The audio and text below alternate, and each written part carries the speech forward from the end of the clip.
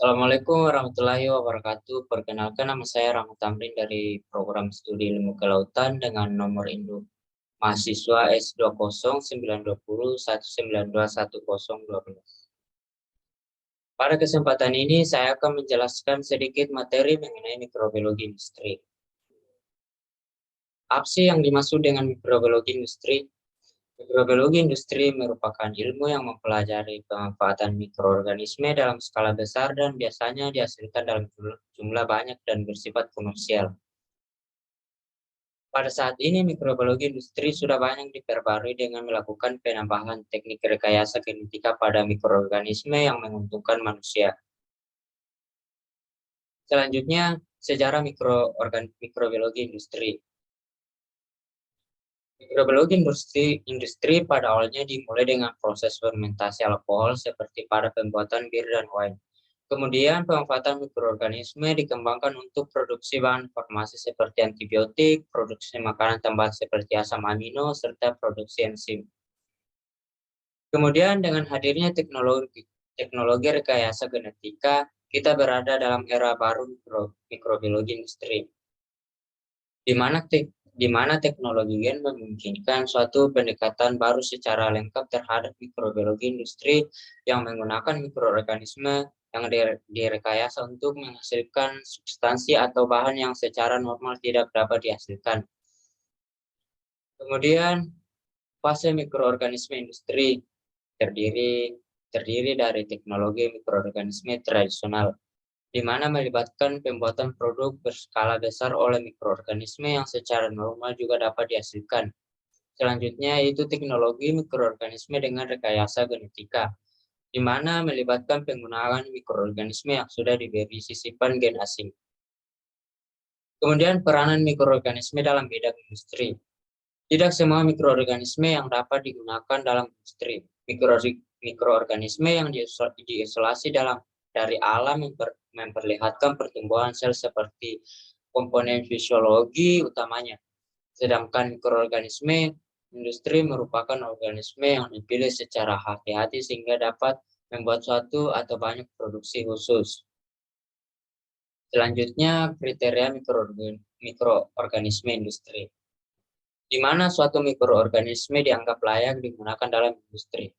Bukan saja mampu menghasilkan substansi yang menarik, tapi harus lebih dari itu. Mikroorganisme tersedia sebagai biakan murni, sifat genetiknya harus stabil dan tumbuh dalam biakan berskala besar. Kemudian karakteristik penting yang harus dimiliki mikroorganisme industri.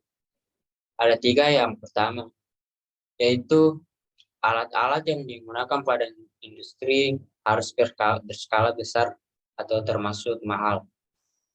Yang kedua, jika mikroorganisme tumbuh dengan cepat, kontaminasi premator akan berkurang.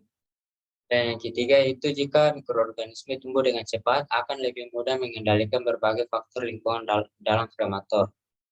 Selanjutnya itu sifat penting lain yang harus dimiliki mikroorganisme industri. Ada 4. Yang pertama, tidak berbahaya bagi manusia dan secara ekonomi penting bagi hewan dan tumbuhan.